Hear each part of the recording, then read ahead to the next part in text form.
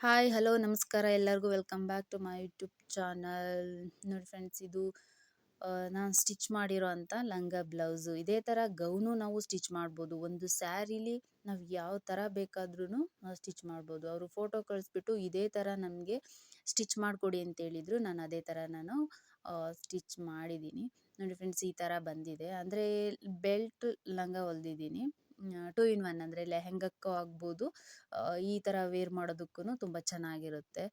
Sleeve buff ಇಟ್ಬಿಟ್ಟು ಕೆಳಗೆ ಸ್ವಲ್ಪ 2 ಇಂಚಸ್ ಬಾರ್ಡ್ರನ್ನ ಅಟ್ಯಾಚ್ ಮಾಡಿ ಅದ್ರ ಸೆಂಟ್ರಿಗೆ ಒಂದು ಲೇಯರ್ ಲೇಸನ್ನು ನಾನು ಅಟ್ಯಾಚ್ ಮಾಡಿದ್ದೀನಿ. ಲುಕ್ ತುಂಬ ಚೆನ್ನಾಗಿ ಕಾಣಿಸ್ತಾ ಇತ್ತು ಕೂಡ.